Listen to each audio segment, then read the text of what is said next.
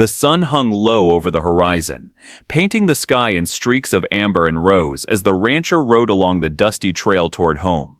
His back ached from the long day, his hands sore from guiding cattle and repairing fences.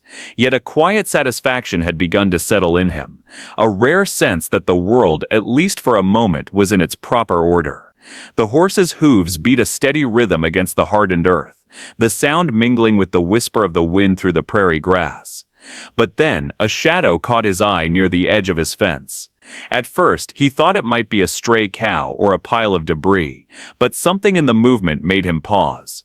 Squinting, he leaned forward in the saddle, the reins held loosely in his calloused hands. The figure was not an animal, it was human. As he drew closer, his heart stuttered. Two forms were pressed against his fence, a woman and a small girl, their wrists and ankles chained to the wooden posts. Their clothing was ragged, smeared with dirt and tears, and their faces were pale with cold. The mother's eyes, wide and desperate, met his with a mixture of fear and pleading, while the daughter clung to her side, trembling, her tiny hands wrapped around her mother's arm.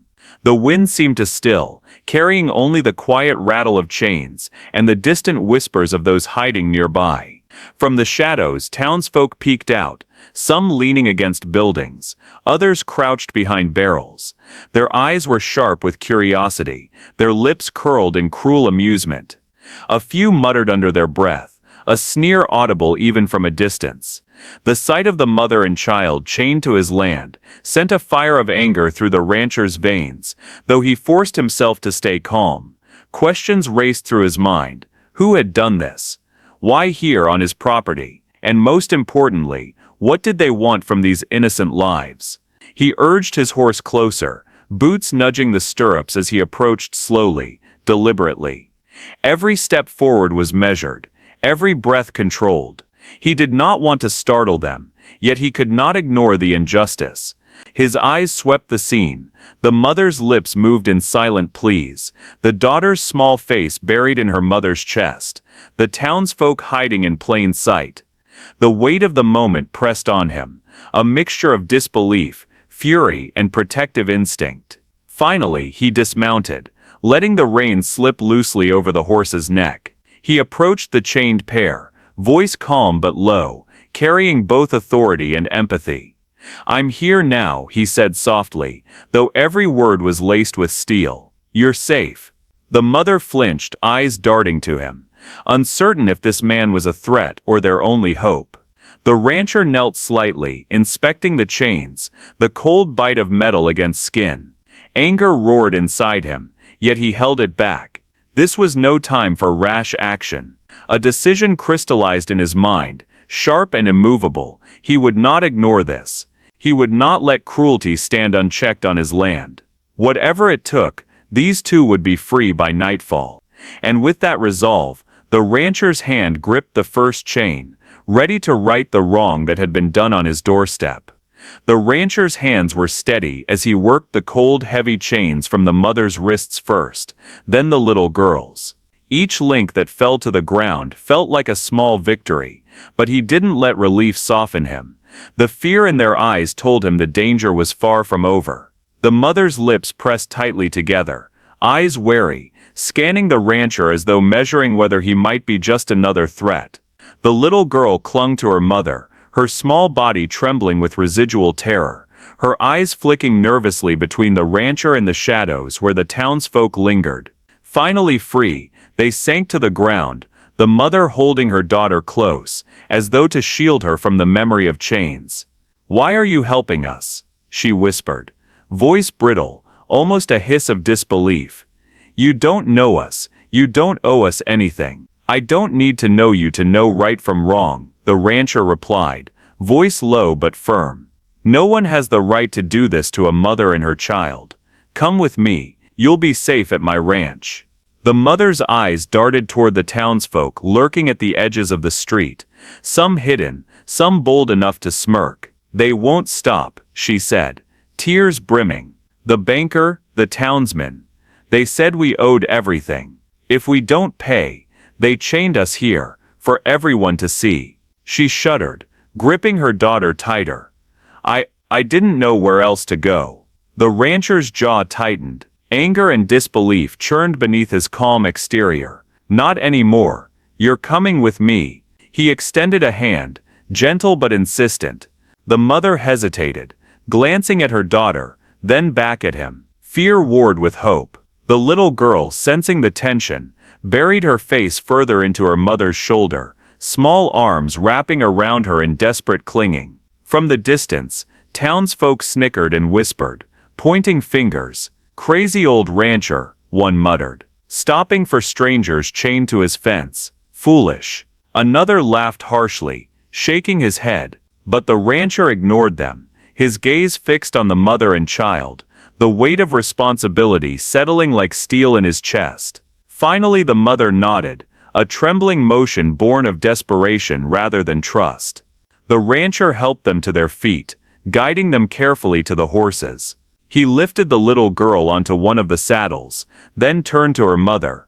"I'll walk beside you," he said, ensuring they both felt secure. "We'll get you somewhere safe." The journey to the ranch was quiet at first. The mother kept her distance, eyes wary, but the little girl's trembling lessened as the rhythmic sound of hooves against dirt soothed her nerves. Gradually, small gestures began to bridge the gap of mistrust. A soft word, a steadying hand on the horse's reins, a glance that said, "I won't let anything happen to you." The mother finally spoke, voice low and hesitant. You really mean it, that we'll be safe?" The rancher's eyes met hers, unwavering. "I mean it," he said simply. "You'll have food, warmth and shelter, and no one will harm you while I'm around." A tentative trust flickered in the mother's eyes. The little girl peeked up, curiosity sparking through fear. For the first time since being chained, she allowed herself a tiny smile. By the time the ranch came into view, bathed in the soft glow of twilight, the air between them had shifted. The chains were gone, but the weight of the world still lingered. Yet in that quiet moment, shared glances and small acts of kindness had sown the first seeds of trust, and perhaps the fragile beginnings of hope. The ranch sprawled across the rolling hills, golden grass waving gently in the afternoon breeze. Smoke rose lazily from the kitchen chimney, carrying the scent of wood and simmering stew. Inside, the mother and daughter were given simple tasks, tending to the chickens, gathering eggs, and helping sweep the porch, but every motion was under the watchful, careful eye of the rancher. He moved around them silently, offering guidance rather than orders, his presence steady and unintrusive, like the land itself. At first the mother kept her distance, speaking only when spoken to, eyes flicking to the horizon, as though expecting the banker or some other threat to appear at any moment. But the rancher made no demands. He shared the rhythm of ranch life through action, feeding the horses, mending fences, hauling water. Slowly she began to imitate his motions, first hesitantly, then with growing confidence. The little girl, who had been quiet and fearful since being freed, gradually came out of her shell. She laughed when the chickens scattered at her approach, squealed when the barn cat leapt unexpectedly onto the hay bales, and ran through the fields, the long strands of her hair catching the sunlight. The sound was unfamiliar to the rancher at first, but it stirred something long dormant in him, a reminder of life's small joys, of laughter untainted by fear. Meals were quiet but comforting. The three of them sat around a rough-hewn wooden table, sharing bread, stew and occasional laughter. The rancher said little about himself, revealing only fragments, a hand calloused by years of labor, a love for the land, a respect for honest work. But in these small omissions, trust began to grow. Actions spoke louder than words, and the mother began to sense that this man, so reserved and strong, could be trusted with their safety. The town, as always, had opinions. From behind fences and shuttered windows, whispers spread like wildfire. Some envied the rancher's generosity, muttering about how lucky or foolish he was to shelter strangers. Others disapproved, shaking their heads and predicting trouble, imagining that the banker would return to reclaim what he considered his. But the rancher ignored the gossip. His focus remained on the mother and daughter, on ensuring they were fed, safe and slowly, beginning to breathe freely again. Subtle moments of connection grew between the rancher and the mother. A hand lightly placed, to steady a rolling barrel, a shared glance when the daughter ran into trouble, a soft word spoken over the clatter of dishes.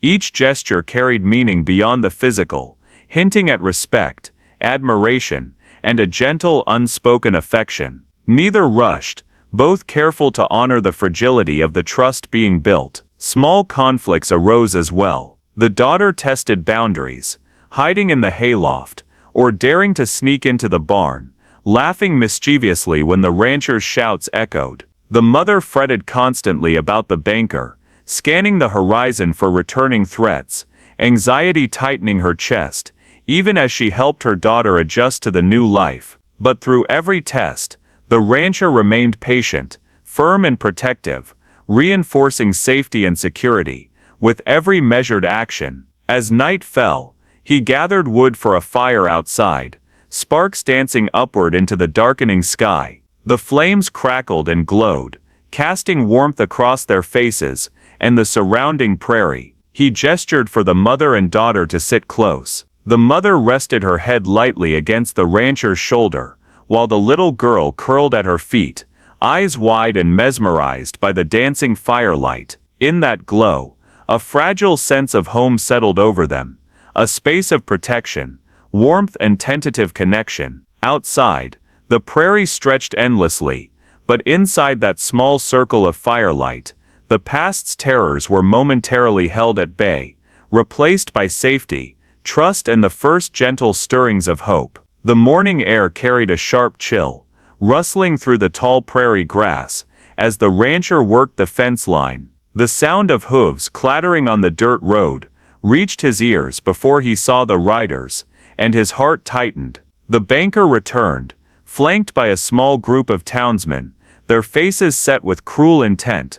Their polished boots and tailored coats seemed out of place against the rough sun-baked land, symbols of entitlement and power. At the center, the banker's eyes glinted with smugness, the ledger he clutched a token of debt and dominance. The mother and her daughter had just stepped outside, carrying baskets of eggs from the chicken coop. At the sight of the approaching group, the mother froze, pulling her daughter close. "They're back," she whispered, fear threading through her voice. The little girl buried her face into her mother's side, trembling. The banker dismounted first, his smile sharp and unkind. "Morning," he said, voice dripping with mock civility. "I see my debts haven't been paid, and yet here you are, daring to live freely. That won't do." He gestured to the mother. "You will come with me." Now, a murmur rose from the townsfolk, who had gathered at the edges of the square, and along the road, curious, judgmental, eager for scandal. Some leaned on fence post, smirking, while others whispered among themselves, expecting the rancher to back down. The rancher stepped forward, boots crunching over the dry earth, hands resting casually near his hips. His voice was calm, even carrying across the tense space between them. "She stays," he said simply, "under my protection." The banker laughed, harsh and sharp. "Protection? From a man who thinks himself a hero? Stand aside, or you'll regret defying me." He motioned, and one of the townsmen produced a pistol, the metal glinting in the morning sun. The townsfolk gasped. Some muttered nervously, others smiled wickedly, thinking the rancher would be forced to retreat. But the rancher did not flinch. He shifted slightly, hands relaxed yet ready, every movement controlled. "I said she stays," he repeated, voice stronger now, carrying the weight of conviction. "No threats, no debts, and no one gets to humiliate them on my land." Insults flew, sharp as knives. "Weak, foolish, a man who hides behind women and land." But the rancher's calm presence, the steady gaze, and the unspoken promise of action silenced some of the snickers. Slowly the townsfolk began to sense a strength they hadn't expected, a courage unshaken by the banker's arrogance. Whispers of awe began to ripple among them. The mother clutched her daughter, eyes wide with astonishment and relief. She saw loyalty, courage and steadfastness in the rancher she had begun to trust. The daughter peeked over her mother's shoulder, eyes shining, witnessing the bravery that promised they would not be taken. Tension hung thick in the air. The banker glared, fury flickering across his features. He took a step forward, voice sharp. "This isn't over. You can't hide behind this land forever." The rancher held his ground, resolute. "Then I'll meet you here, whenever you come. But today they stay." With a final frustrated glance, the banker mounted his horse, retreating with his men. The townsfolk watched silently as he disappeared down the road, leaving a charged quiet behind. The mother exhaled, tears threatening, relief mingling with lingering fear. The little girl clung tightly, her small hands wrapped around her mother's waist, knowing for the first time in days that they were not alone, that someone would stand between them and the cruelty of the world. The rancher turned to them, voice gentle now,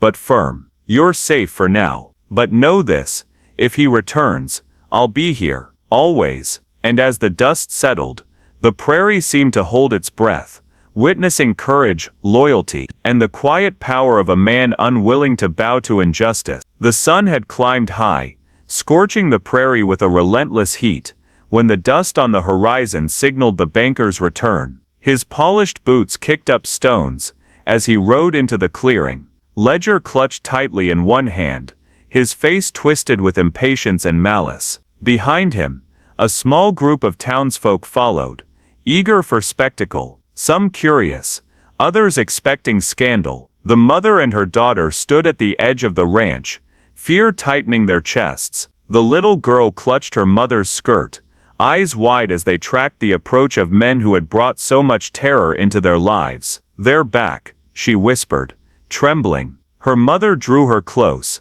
whispering words meant to soothe, though her own voice quavered with anxiety. The banker dismounted first, his boots hitting the ground with deliberate force. "I've come for what is owed," he said, voice sharp, carrying across the ranch. "This ends today. You'll leave with me, or there will be consequences." He gestured to the mother and daughter, as if they were mere property, objects to be collected. The rancher stepped forward, dust clinging to his boots, the brim of his hat casting a shadow over his determined eyes. He didn't draw a weapon, didn't shout. Instead, he radiated calm authority, the kind that only comes from years of standing firm against the world. "They are under my protection," he said evenly, voice carrying the weight of unshakable resolve. The banker laughed, cruel and sharp. "Protection you? Don't make me laugh, rancher. Step aside, or you'll regret it." One of the townsmen produced a pistol,